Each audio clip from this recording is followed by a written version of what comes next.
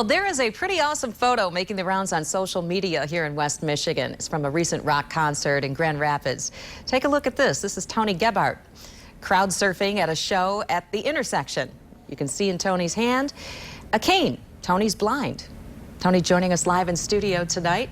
Talk a little bit more about this picture. Thanks for joining us. Thank you. So that picture making the rounds on social media, were you surprised? Yeah, that caught my attention real quick. Everybody was coming up to after me after the show, calling me how much, like, dude, that was insane. How do you do it? It's like, what? I just can't see.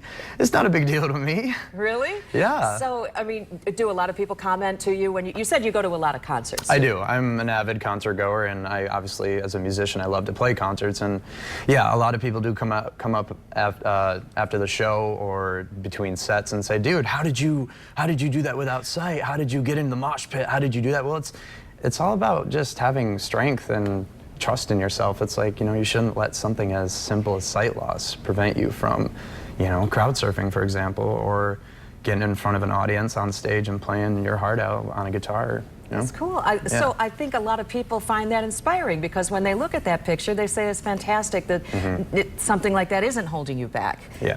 Do people sort of tell you that you're an inspiration? Yeah, I get that a lot, and it baffles me because sometimes I don't like to see myself as an inspiration because, I've been doing music for 10 years, and I lost my sight about 11 years ago. And I don't want to pity myself, and I don't want to put the spotlight on me because it's not about me.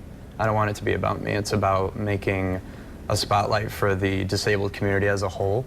Because I want to be an icon, not for myself, but for the community as a whole, for people to say, hey, I want to be just like that guy, or hey, just because I can't see, I can go and do a mosh pit too. I mean, some people are afraid of those, so I mean, you can put it into a different scenario, that's okay. Right. But whatever the case may be, fly across the country, take a vacation, go fishing.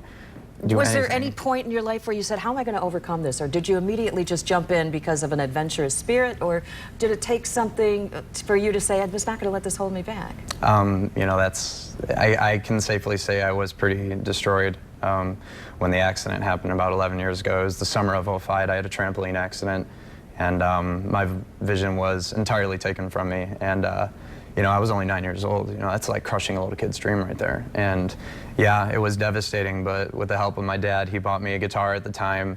And, truth be told, that was probably the best thing that I ever did, was pick up guitar and put music in my life. Because, I'm also a spiritual person, and I believe God has his ways of doing things, not for the worse, but for the greater good.